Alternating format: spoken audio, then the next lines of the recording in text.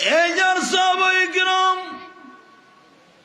আইনবেতুন মসজিদত যাইবার শক্তি নাই।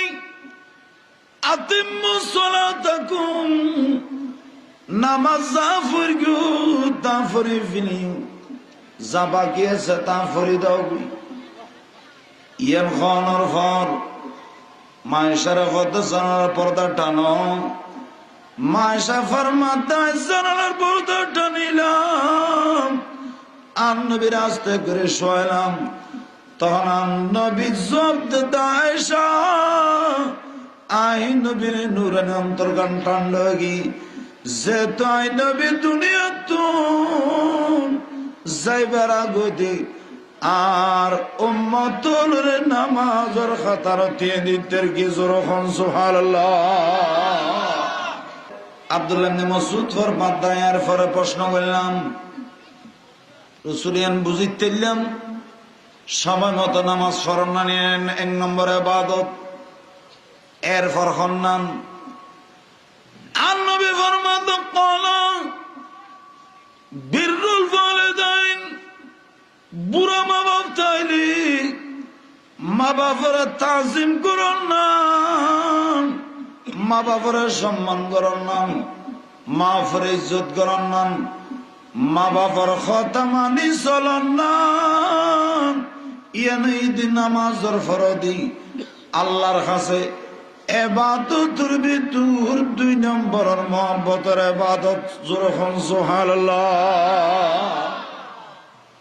দেখা যাচ্ছে এখন আর সমাজ এত নষ্ট হয়ে গিয়ে নামাজও নাই, মা বাপ মানানিও কমে গিয়ে তো।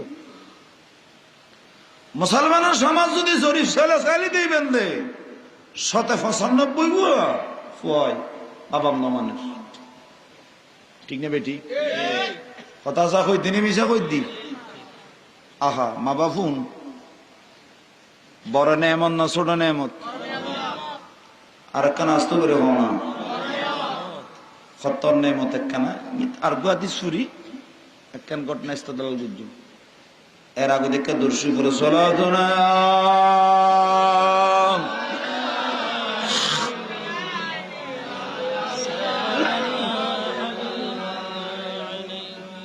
আজিজুল হক ছেগুইনা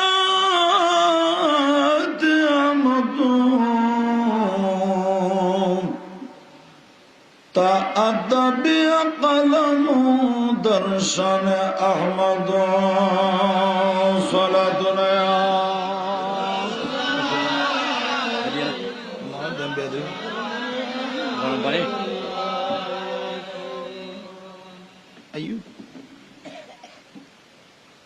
মা বাপ কত বড় নেমত একখানা করে খেয়াল করুন। আর বসি দেড়ে এক একজন এক এক শ্রেণীর এক এক ধরনের মুসিবত আছে। ঠিক না বেটি?